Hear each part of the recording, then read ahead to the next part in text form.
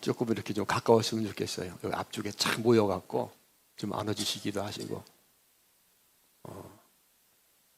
이렇게 좀 좋겠습니다.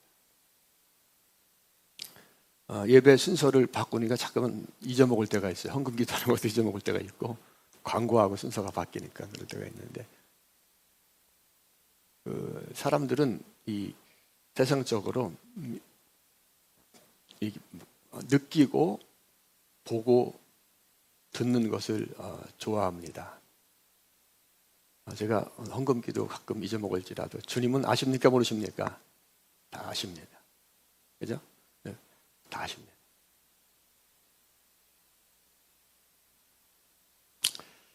여러분 오늘이 이제 고난 주간이라고 말을 하는데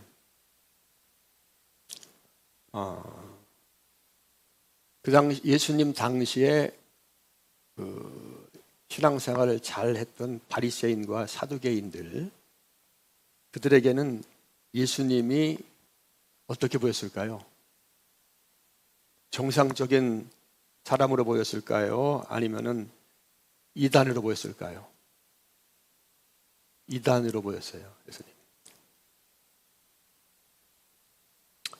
그들은 장로들의 유전을 잘 지켰거든요.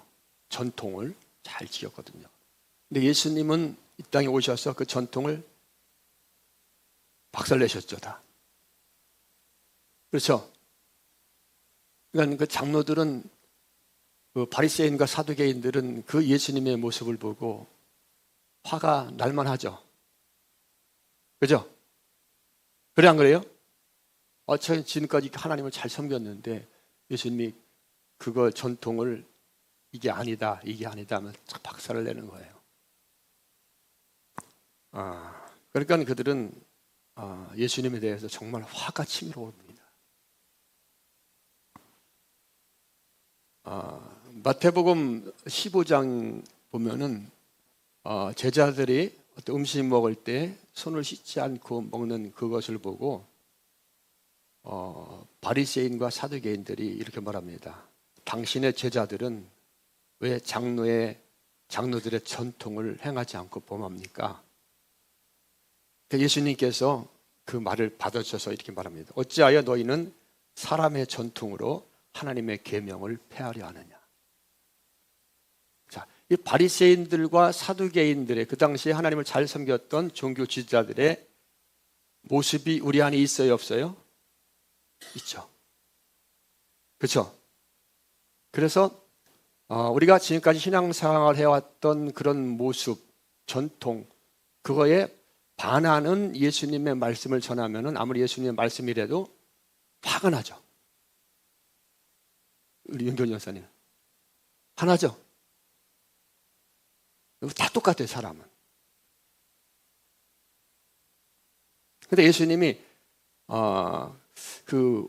제가 지난주에 부흥회를 다녀왔는데요. 여러분들이 좀 안 좋아할 것 같고 광고도 안 합니다. 근데 제가 온유한 자에 대해서 이렇게 말씀을 전했는데 그 온유한 자는 성품의 온유함, 성격의 온유함, 인격의 온유함을 말하는 것이 아닙니다. 근데 우리는 보통 성품이 온유하고 인격이 온유하면 복을 받는다 이렇게 생각을 하잖아요. 근데 그것은 순종을 말하는 거예요. 예수님께서 아버지의 뜻에 온전히 복종하셨죠. 그래서 예수님이 나는 마음이 온유하고 겸손하다고 말씀하잖아요. 그 예수님의 온유는, 예수님께서 말하는 온유는 그 영혼의 온유함. 아멘. 그럼 주님께서 누구에게 복을 주시고 누구에게 천국을 주시느냐? 영혼이 온유한 자에게 주시는 거예요. 아멘. 그럼 영혼이 온유하다는 것은 뭡니까? 예수님의 말씀을 내 생각을 접고 내 유전을 접고 그 말씀을 붙잡고 순종하고 그 말씀에 떠는 자, 그게 영혼이 온유한 거예요. 근데 우리 안에는 자꾸 그걸 반박하려고 하는 죄성이 드러납니다. 이것이 장로들의 전통이고 바리새인과 사두개인들이 예수님 당시에 그래서 예수님을 핍박한 거예요. 자, 저는 이 말씀을 왜 전하느냐면 우리하고 말씀하고 적용을 하라는 거예요. 아멘? 내 심령이 진짜 예수님 말하는 영혼의 온유함이 있는가? 아니면 예수님 당시에 예수님을 대적했던 바리새인과 사두개인과 종교 지도자들처럼 내가 전통과 유전과 내 지식으로 예수님을 대적하는 건 아닌가? 어느 쪽에 더 가깝습니까, 우리가? 그렇죠. 그게 인간의 본성이에요. 그런데도 불구하고 주님은 우리가 주님을 따라올 수 있도록 우리를 이끄시는 거예요. 아멘. 그것이 주님의 견인이고 주님의 택하심인 거예요. 우리 자꾸만 하나님과 멀리 떨어지려고 하는 속성이 우리에게 있지만 주님은 택하신 자들을 어떻게 한다? 끌고 가시는 겁니다. 그러니까 모든 의는 누구에게 있는 거예요? 예수님께서 하시는 거예요. 할렐루야. 그래서 우리가 이 성경을 이렇게 보면서 우리가 우리가 생각하고 좀 다른 면이 굉장히 많아요. 어떤 사람의 합리적인 생각하고 좀 다른 점이 굉장히 많아요. 그래서 성경을 읽으면서 사람들이 어떤 인간들의 어떤 기본적인 타락성을 가지고 살아가는 그 인품과 인격과 그 생각으로 예수님을 이렇게 알려고 하니까 예수님하고 잠깐 반대로 가는 경향이 인간에게 나타나는 거예요. 그래서 예수님이 죽으신 겁니다. 그래도 괜찮은 것은 예수님 우리를 아십니까? 모르십니까? 다 아시고 우리를 찾아오셔서 택하신 자들에게 자신을 자꾸만 계시하시고 우리를 천국으로 이끌어 가시는 거예요. 그러니까 모든 것이 주님의 은혜입니다. 자, 오늘 예수님께서 이제 종려 주일인데, 종려 주일은 예수님께서 이제 오실 때 그 종려나무를 흔들었다고 하고 종려 주일이라는 거예요. 자, 그런데 예수님께서 마지막 사역 일주일을 앞두고 어디로 갑니까? 예루살렘으로 이렇게 입성을 하게 됩니다. 사실 예수님이 고난 받으러 가는 것이죠. 그렇죠? 근데 성경에 보면은 예수님께서 뭐를 타고 가셨습니까? 나귀를 타고 갔어요. 나귀.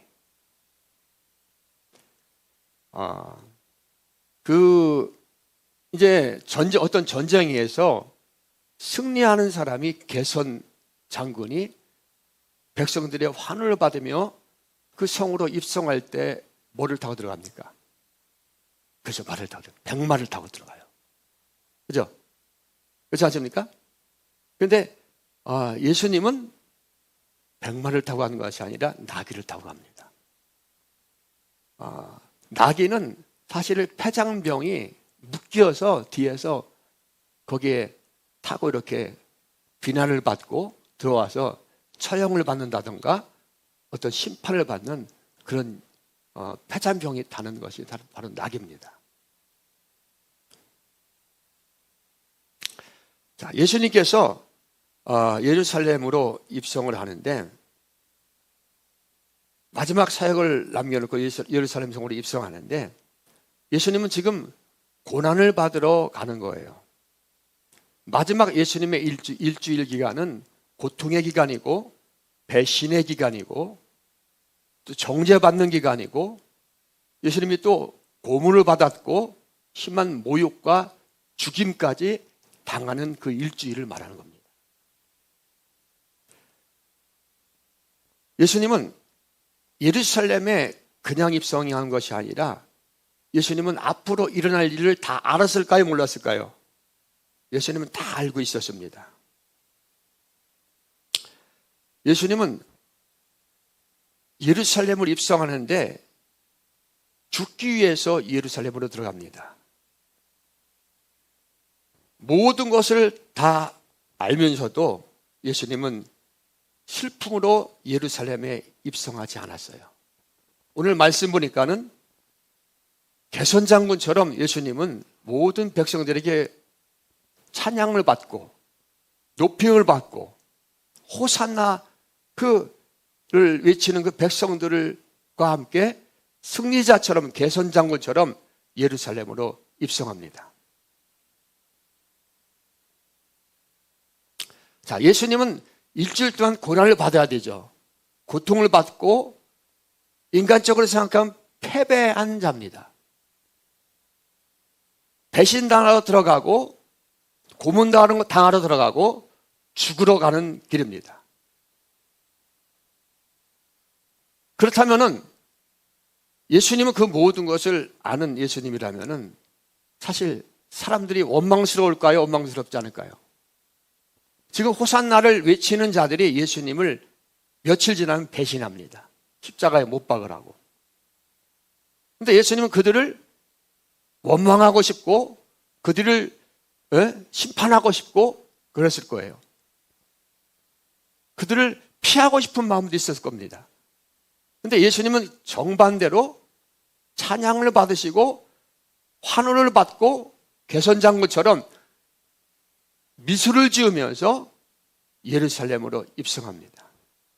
마치 승리의 장군처럼. 왜 그렇게 예수님은 조용히 들어가지 않고 개선장군처럼 찬양과 영광을 받으시면서 승리자의 모습으로 들어갔을까? 한번 우리가 생각해 보기 바랍니다. 하나님께서 에덴 동산에 인간을 처음 만들었을 때 인간은 에덴 동산에 살면서 영원한 승리자의 모습으로 살았습니다. 그들에게는 실패도 없었고요. 그래서 그들에게는 고통도 없었고 고행할 필요도 없었고 금식할 필요도 없었습니다. 오직 하나님과 연결되었기 때문에 하나님의 은혜 안에서 하나님을 찬양하면서 하나님과 함께 기쁨을 누리며 살았습니다. 그러나 인간들은 하나님과의 관계를 거부하고 타락한 길을 선택하고 하나님이 기준이 아니라 모든 생각과 모든 것들을 자기가 기준이 되고 싶은 생각을 따라서 세상을 살아가게 됩니다. 그래서 인간들은 스스로 자기 인생에 자기가 구원자가 되기 위해서 자신만의 기쁨을 만들고 자신만의 기쁨을 찾아가면서 인생을 살아가지만은 짧은 인생을 사는 동안 인간들은 슬픔과 고통과 우울감에 휘말리면서 참 평화가 아니라 거친 인생을 살아가다가 결국은 그들은 모든 인간들은 지옥으로 가야 됩니다. 예수님은 예루살렘에 입성할 때 자신이 당해야 하는 아픔과 죽음만 아신 것이 아니라 예수님은 그 죽음 뒤에 있는 승리, 자신의 죽음을 통해서 자기의 고통을 통해서 많은 사람들이 죄에서 자유함을 얻고 마귀의 일을 멸하시고 승리하실 것을 예수님께서는 다 알고 예루살렘으로 입성합니다. 예수님께서 일주일 동안 사역하시는 동안 거기서 많은 사람들에게 배신을 당하고 고난을 당하고 제자들이 다 떠나지 않습니까? 그리고 예수님을 향해서 호산나라고 외쳤던 그 자들이 소리를 높여서 예수를 죽이라고 소리 지른 자들입니다. 예수님은 엄청난 고난과 핍박과 고통과 멸시를 당하셨습니다. 그러나 예수님은 아셨습니다. 결국 예수님은 승리하신다는 것을 예수님은 아셨습니다. 할렐루야. 그러니까 마지막 일주일 예수님의 사역은 사실은 우리가 고난주간이라고 이렇게 말하는데 사실은 승리주간이었던 거예요. 따라서 말씀은 예수님의 마지막 일주일은 고난주간이 아니라 승리주간이었다. 아멘. 그래서 예루살렘에 입성할 때 많은 사람들이 예수님을 향해서 예수님이 누구인지도 잘 모르면서 호산나 호산나 하면서 예수님을 찬양하고 예수님 영광 받으시면서 승리자의 모습으로 예루살렘을 입성하게 된 것입니다. 여러분, 예수님은 누구시죠? 하나님이십니다. 그러니까 예수님은 모든 사람들에게 찬양을 받아야 될 합당한 분입니다. 그런데 그 사람들이 예수님을 알고서 찬양을 했을까요? 누군지 알고? 호산나 호산나, 네? 그렇게 찬양할 때 예수님이 누군지 알고 찬양했을까요? 누가 찬양하게 한 거예요? 그들은 사실은 며칠 있다가 예수님을 십자가에 못 박고 바나바를 내달라고, 강도를 내달라고, 예수님 십자가에 못 박으라고 소리 지르는 그런 자들로 돌변하거든요. 근데 그들이 예수님을 찬양합니다. 누가 찬양하게 한 거예요? 하나님이 예수님의 사역을 찬양하도록 한 거예요. 누가복음 19장 40절 말씀을 한번 보겠습니다. 자, 읽어봅니다. 시작.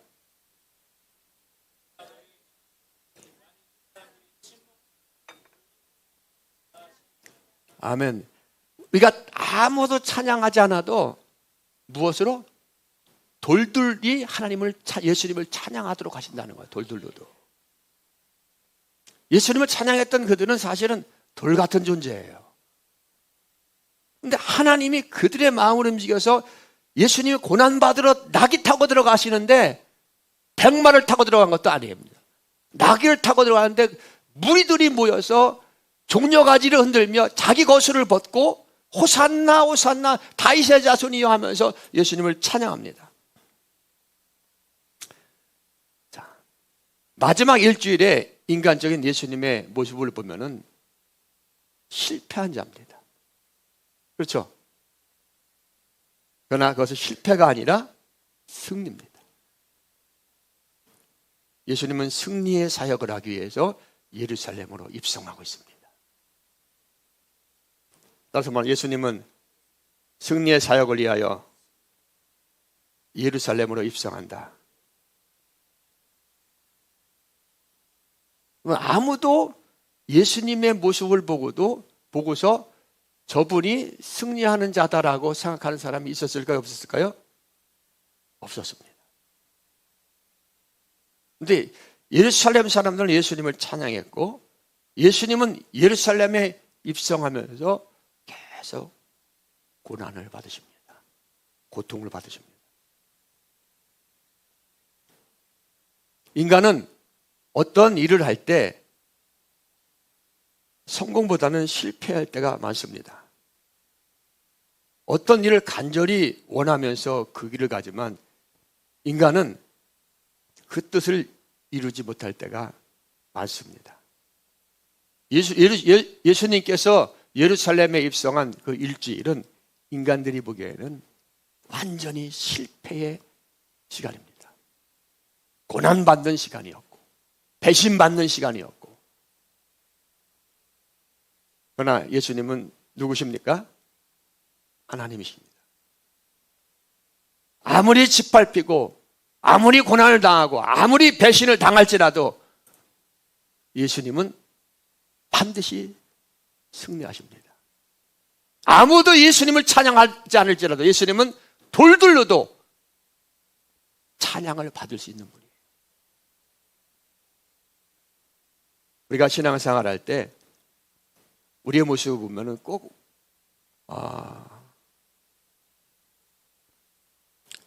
하나님이 아쉬운 것처럼, 우리가 뭐 해주는 것처럼 이런 모습으로 우리가 신앙생활하는 모습이 우리에게 있어요. 근데 하나님은 아쉬우신 분입니까? 아쉽지 않으신 분이에요.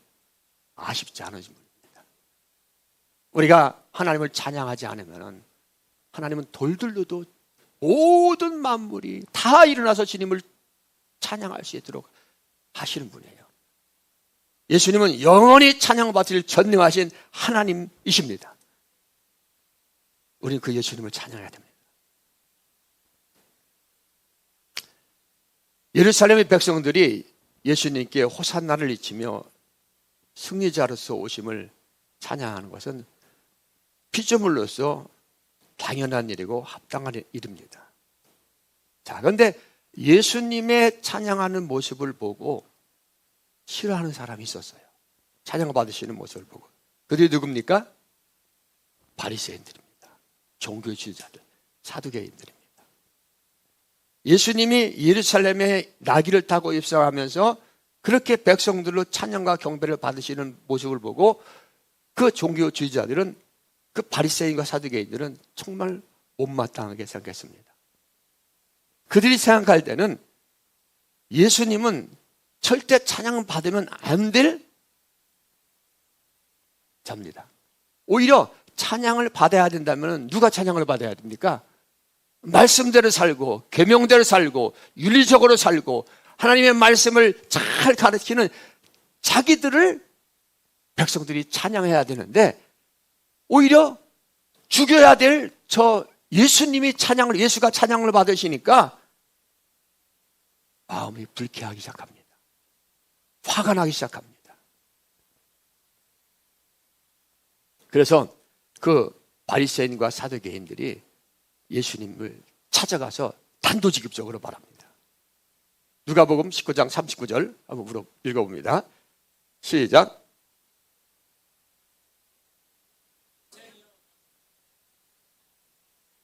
아멘. 자, 그들이 불쾌하니까 예수님을 찾아가서 단도직입적으로 말하는 거예요. 왜 당신을 찬양하게 합니까? 당신들의 제자들을 책망하라고. 예수님을 찾아와서 예수님에게 제자들을 꾸짖으라고, 그리고 백성들이 찬양하는 그것을 막으라고 예수님에게 윽박지르고 예수님에게 협박을 합니다. 예수님은 백성들에게 구원자로서 합당한 찬양을 지금 받고 있어요. 그런데 그 찬양을 받으시는 모습을 보고 예수님은 모욕을 받고 비방을 받기 시작합니다. 안 그래도 감정이 안 좋았던 바리새인들은 예수님을 죽여야 됐다고 생각합니다. 그래서 계속 예수님을 핍박하고 죽일 모의를 하기 시작하는 거예요. 자, 우리 9절 말씀 한번 읽어봅니다. 9절. 자, 읽어봅니다. 시작.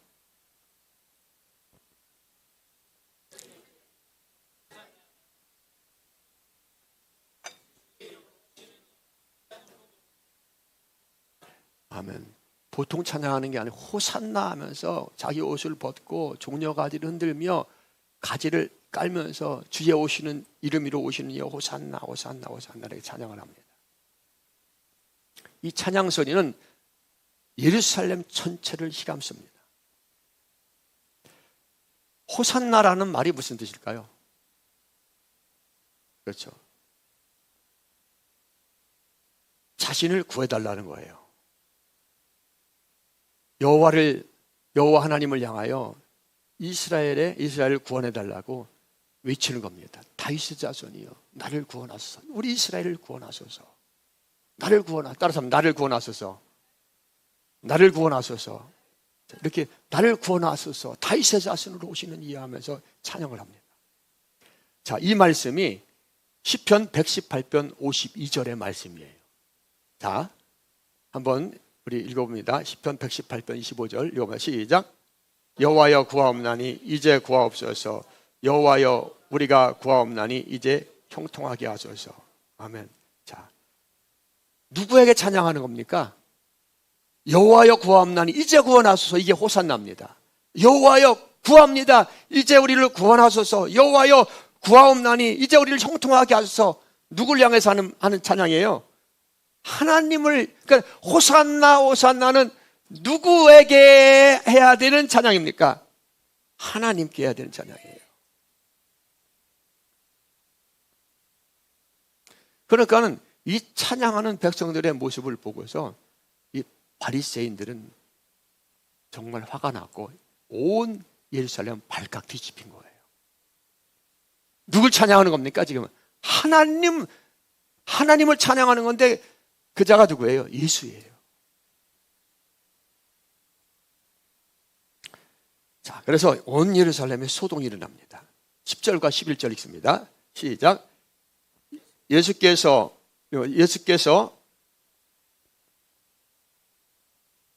예루살렘에 들어가시니 온 성이 소동하여 이르되 이는 누구냐 하거늘 무리가 이르되 갈릴리 나사렛에서 나온 선지자 예수라 하니라. 저가 누구길래 저자를 하나님을 찬양하는 것 같이 하나님께 들려야 될 호산나를 저자에게 들리느냐 이렇게 소리를 지면서 그러니까는 무리들이 말하는 거예요. 저 사람은 갈릴리에서 온 나사렛 예수라. 이 말을 들은 바리새인들은 기가 막힙니다. 하나님께만 돌려야 될 찬양을 그 이단에 계신 예수께 들리는 거예요.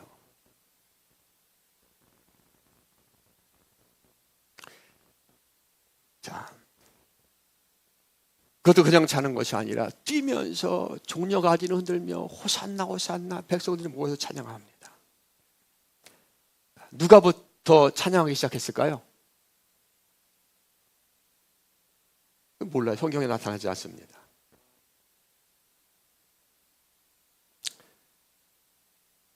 백성들이 그렇게 호산나를 외칠 때 예수님이 누군지 알고 찬양했을까요?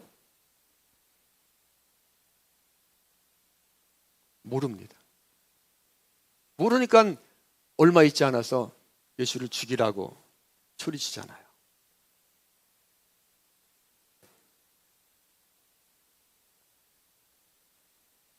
여러분, 오늘 이 무리들에게 찬양하도록 하신 분은 누구예요? 하나님이십니다.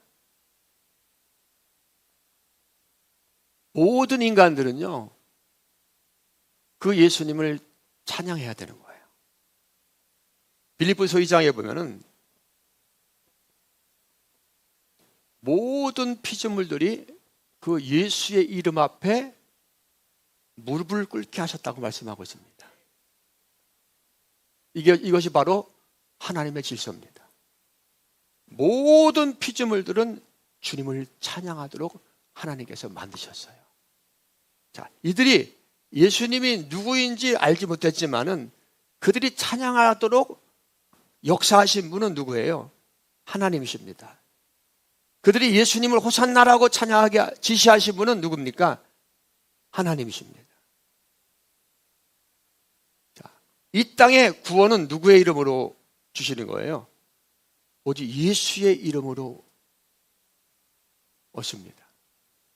예수님은 이 땅에 오셔서 마지막 일주일 동안 특별히 큰 고난과 고통과 배신과 큰 어려움, 죽임까지 당하셨지만 세상적으로 말하면, 인간적으로 말하면 예수님은 완전히 실패자지만 예수님은 사망의 권세를 이기고 마귀의 일을 멸하신 완벽한 승리자십니다. 그래서 누구든지 주의 이름을 부르는 자, 누구든지 주를 영접하고 주의 이름을 부르고 주를 호산나 호산나 하며 주님을 영접하고 주님을 찬양하는 자는 반드시 구원을 받는 거예요. 우리가 인간적인 수준으로 예수를 바라보면은 절대 예수님을 전심으로 찬양할 수 없어요. 자, 예수님을 찬양하게 하시는 분은 누구십니까? 하나님. 우리에게 믿음을 주시는 분은 누구십니까? 하나님이십니다.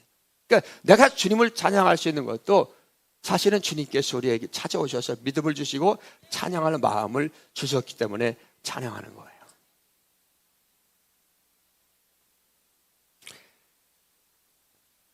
자, 예수님은 공생에 가장 힘든 마지막 일주일을 남겨놓고 예루살렘에 입성합니다. 예루살렘에 입성할 때 예수님은 꽃길로 간 것이 아니라 예수님은 모든 것을 알고 있었어요. 그가 어떤 고통을 당하고 어떤 배신을 당하고 어떤 멸시를 당하고 어떤 천대를 받고 어떤 고통을 받고 죽어야 되는가를 예수님은 다 알고 있었습니다. 그러므로 예수님께서 마지막 일주일 남겨놓고 예루살렘에 입성할 때 사실 당황스러워야 되고 예수님은 그들을 저주하는 마음으로 입성해야 합니다. 근데 예수님은 그렇게 입성하지 않았습니다. 예수님은 승리의 기쁨으로 그 기쁨에 사로잡혀서 예루살렘에 입성합니다.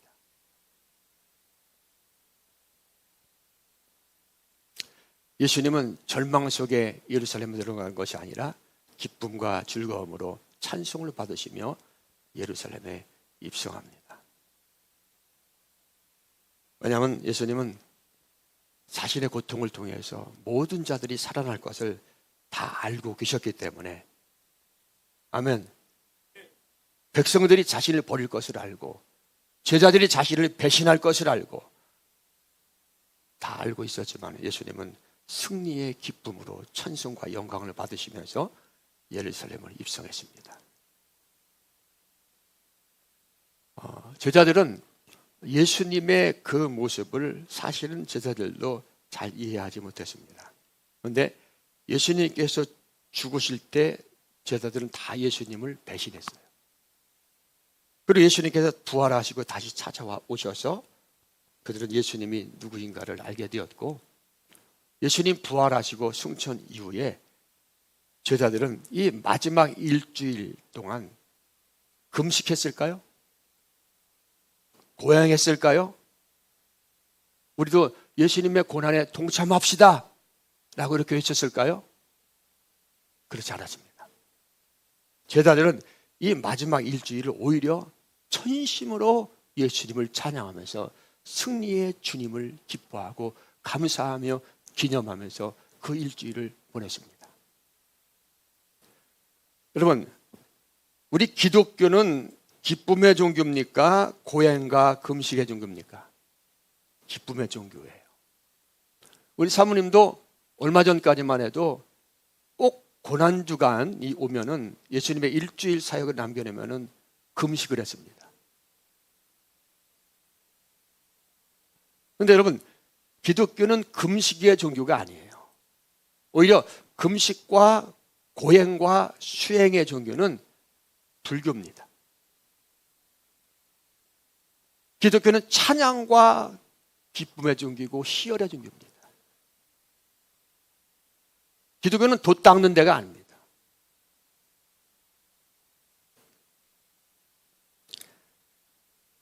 할렐루야. 여러분, 우리가 인생에 살면서 우리가 인생에서 예수님을 모르면은 아무리 세상적으로 성공을 하고 아무리 좋은 대학교를 가고 아무리 많은 것을 가졌을지라도 실패한 인생입니까? 승리한 인생입니까? 실패한 인생이에요.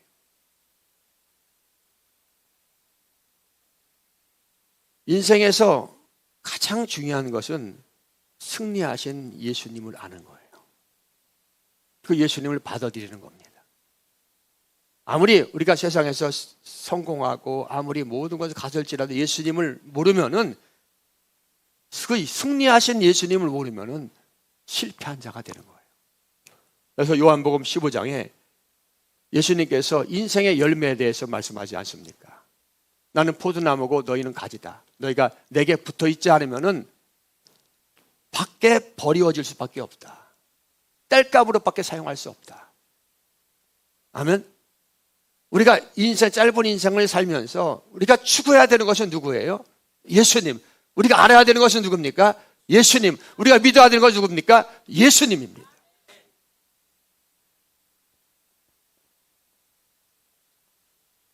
정말 중요한 거예요. 어떤 인간도 아무리 잘난 인간이라고 할지라도 죽음 앞에 서면 초라합니다. 실패한 인생이 될 수밖에 없어요. 예수님을 받아들이지 않으면 아무리 잘난 인간이라고 할지라도 예수님을 거부하고 예수님을 받아들이지 않으면 결국 실패한 인생으로 끝나는 겁니다. 아멘. 예수님을 믿는 것은 어떤 종교 생활을 하는 것이 아닙니다.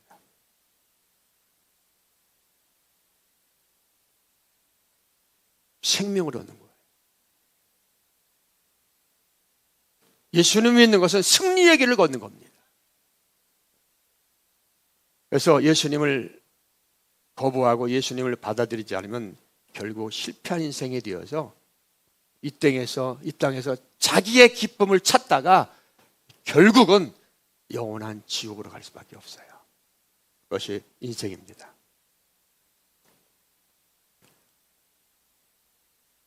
여러분, 우리가 예수님이 십자가 지시기 전 40일을 뭐라고 말씀하죠?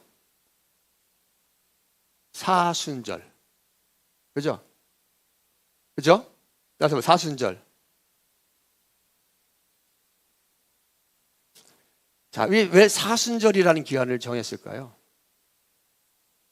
마지막 일주일이 고난주간이라고 이렇게 말했는데.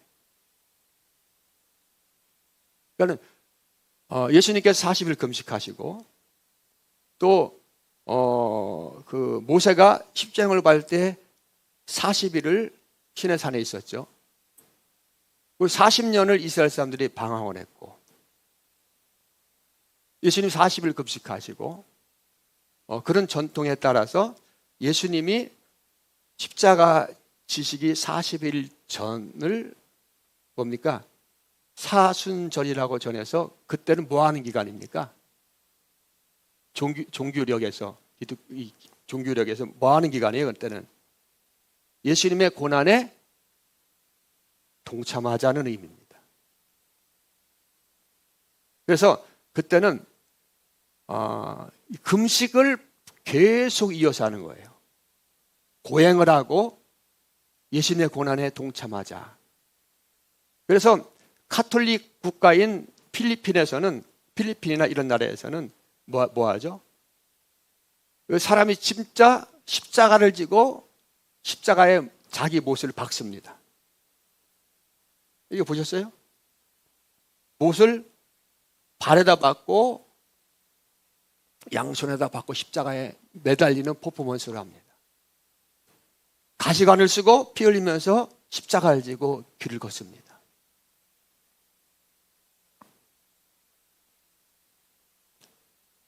여러분, 이렇게 한다고 우리가 구원을 얻을 수 있을까요?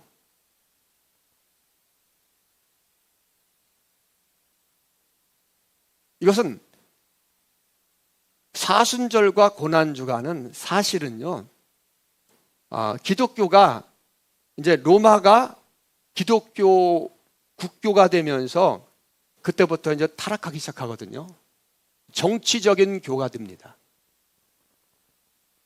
그러니까 신본주의, 예수님 중심이 아니라 인간 중심. 그러니까 우리가 타락이라는 것은 뭐 기준이 인간이 되는 것이 타락이죠. 그러니까 종교도 예수님을 위한 것이 아니라 나를 위한 그렇게 내 생각대로 이것이 타락입니다. 그래서 카톨릭이 그런 종교로 이렇게 변화가 됩니다. 그러니까 성경적이지 않고 인간 중심적인 종교로 타락이 됩니다. 마리아의 무설, 그 다음에 또 돈을 벌기 위해서 면죄부, 또 이런 것들이 그 카톨릭에 들어왔고, 사순절이라는 것도 어떤 그 예수님의 고난에 동참하자라는 의미에서 사순절 기한을 정하는 거예요. 그러니까 카톨릭은 예수님의 은혜보다 인간의 행함을 강조하는 종교로 이렇게 탈바꿈 됩니다. 근데 성경은 뭐예요? 진리는 뭐예요? 오직 믿음, 오직 예수잖아요. 그렇죠? 이런 잡다구리한 것들을 다 인간들이 넣은 거예요. 천주교에 보면은, 가톨릭에 보면은 그 마리아가 왕관을 쓰고 있고 예수는 품에 안겨 있습니다. 누가 더 높은 거예요? 그러니까 예수를 인간적 아기 예수, 마리아는 하나님, 그런 사상이 천주교 안에 있어요. 그래서 항상 인간적인 중심으로 성경을 해석하고 교회를 그렇게 이끌고 가고 또 성경을 예전에는 보지도 못하겠습니다. 그래서 거기서 사순절이 나온 거예요. 아까 제가 이 헌금 얘기했지만 사람들은 이 보는 것을 좋아하죠. 목사님이 손을 들고 기도하시면 뭐 은혜 받은 것 같고, 그렇죠? 그리고 사실은 이 가운 같은 것도 마찬가지입니다. 이 절기라는 거 이런 것들 정해놓고 이렇게 거룩하게 퍼포먼스식으로 하면 이것이 종교인 것처럼 그렇게 생명이 아니라 종교적인 행위로 이렇게 포장이 된 겁니다.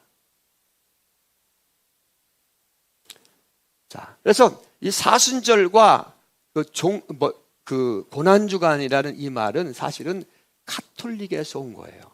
그런데 그것이 잘못됐다고 개혁한 것이 종교 개혁입니다. 아멘? 인류 역사상 가장 중요한 사건 중에 하나가 바로 종교 개혁이에요. 그래서 가톨릭하고 일반 기독교하고는 굉장히 다른 겁니다.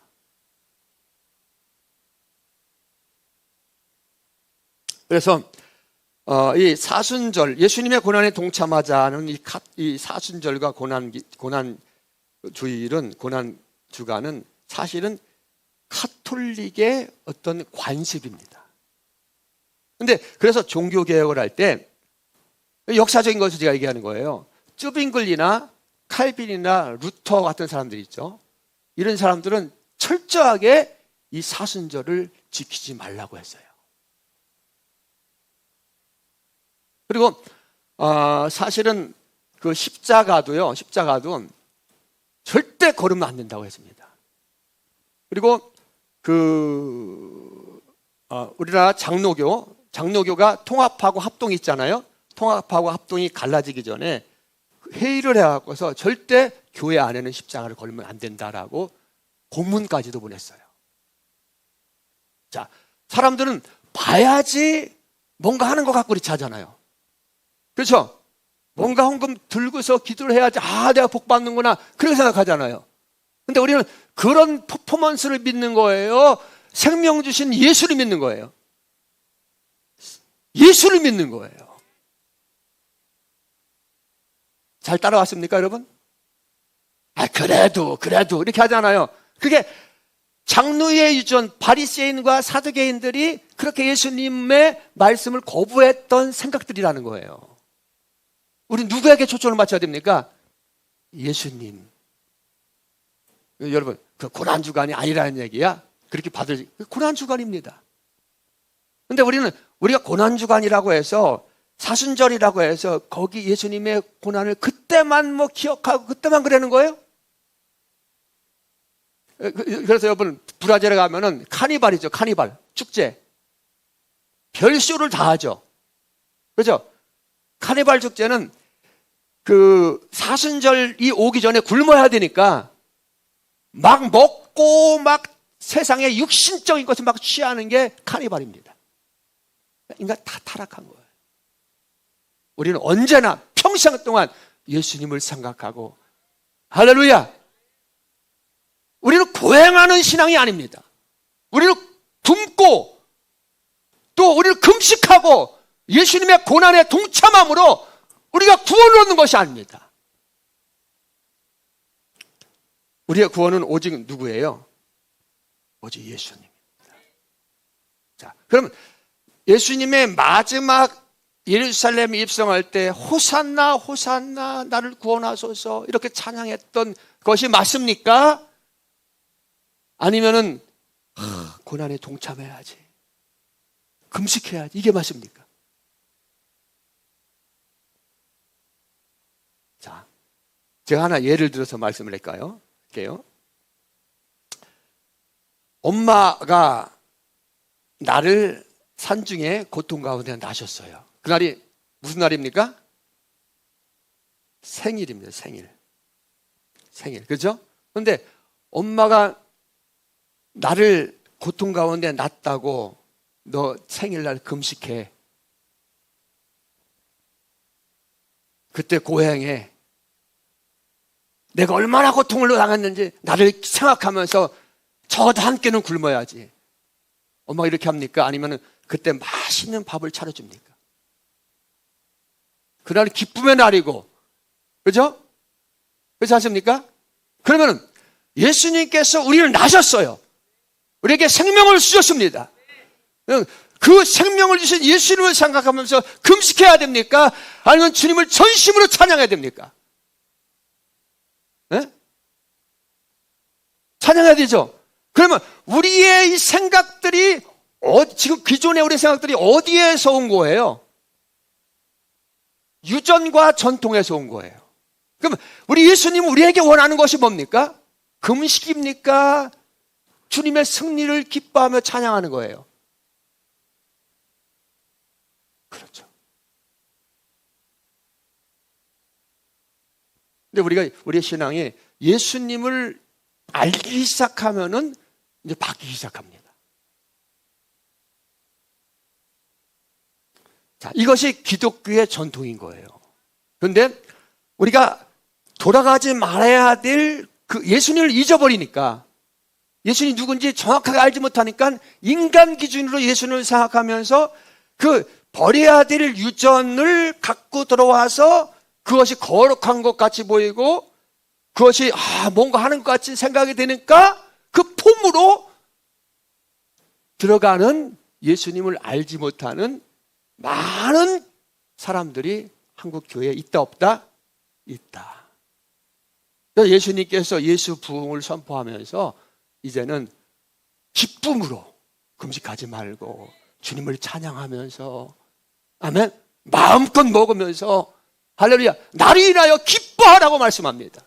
여러분, 예수님께서 감람산으로 올라가실 때 마지막 성경은 뭐라고 기록했는지 아세요? 그들이 찬미하며 기뻐하며 올라갔다고 말하고 있습니다. 그 길은 고난의 길이지만은 그 길은 결국 승리의 길입니다. 우리를 생명으로 낳는 그 순간입니다.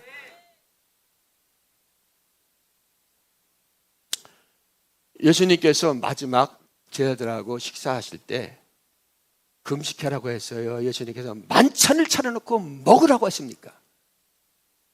만찬을 베푸셨어요. 여러분, 출애굽에서 출애굽할 때 양을 잡고 문설주에 피를 바르라고 했죠. 죽임이 넘어가리라. 그렇죠? 그리고 하나님께서 그들에게 뭐라고 했습니까? 먹어라.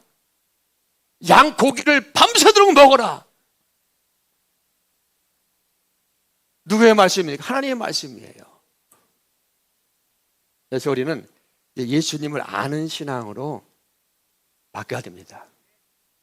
우리는 기독교는 누리는 거예요. 예수님의 주신 그 은혜를, 예수님이 주신 그 생명을, 예수님이 주신 그 승리를, 할렐루야, 그것이 예수님께서 원하는 거예요. 우리는 내가 예수님을 위해서 금식하고 고난에 동참했기 때문에 뭔가 한 것 같은 그런 생각들이 뭐예요? 그런 생각들이 내 중심적인 생각이에요. 그러면 엄마가 나 낳느냐고 고통했기 때문에 내가 엄마 생각하면서 금식해야지 하면서 엄마 나 오늘 금식하고 있어요 하면 부모님 뭐라 해서 이 미친놈아 그럴 거 아니에요. 그죠? 우리 생각을 하나 바꿔보세요.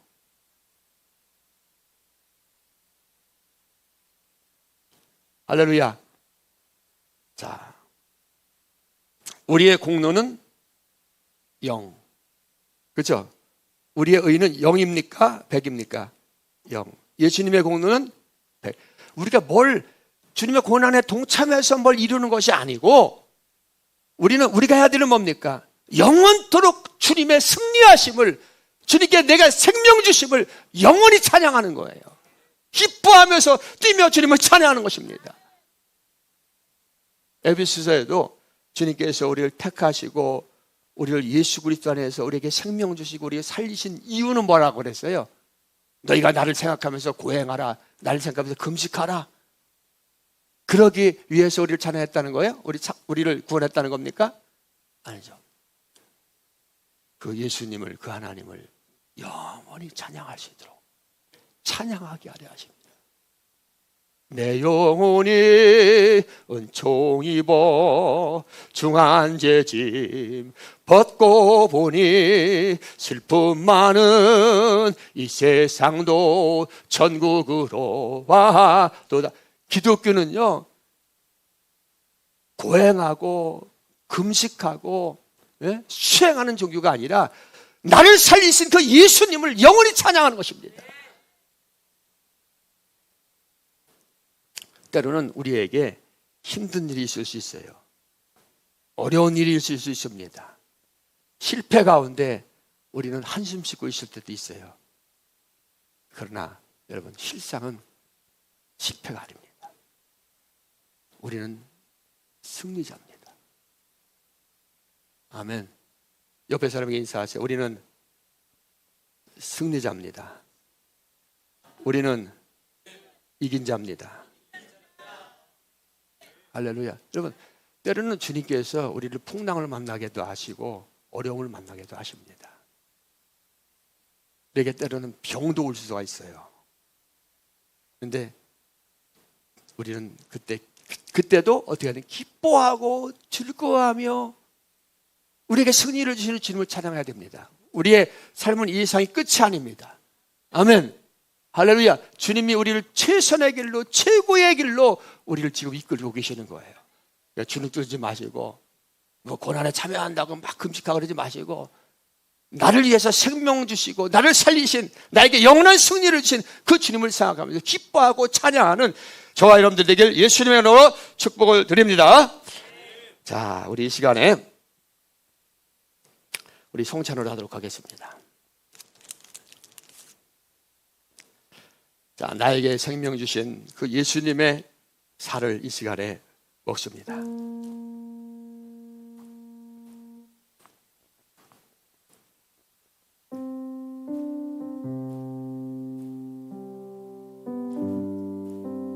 예수님이 우리에게 생명 주시기 위해서 예루살렘에 들어가시면서 고난 가운데도 우리가 살아날 것을, 우리에게 생명이, 우리에게 생명 주실 것을 생각하면서 기뻐하면서 그 길을 가셨습니다.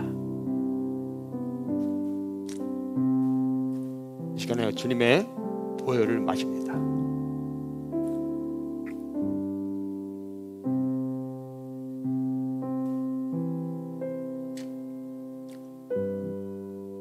이제 우리는 우리 구원을 위해서 금식하거나 고행할 필요가 없어요. 네, 우리는 이미 예수님께서 다 승리하셨기 때문에 우리는 예수님의 그 승리에 동참하면 됩니다. 그것이 바로 주의 잔과 주의 떡을 먹고 마시면서 주님을 선포하는 겁니다. 우리의 죄는 세상의 어떤 곳으로도 씻을 수 없지만 예수님의 보혈은 우리의 모든 죄악을 다 깨끗하게 씻고 우리를 천국으로 이끌어 가십니다. 이 시간 믿음으로 주님의 살과 주님의 보혈을 먹고 마신 자는 모든 죄가 다 깨끗하게 용서받았습니다. 예수님의 보혈은 용서의 능력이 있습니다. 예수님의 보혈은 용서의 능력이 있습니다. 주님의 보혈은 죄사함의 능력이 있습니다. 이 시간 우리의 어떤 죄라도 예수님의 보혈로 깨끗하게 되었음을 선포합니다.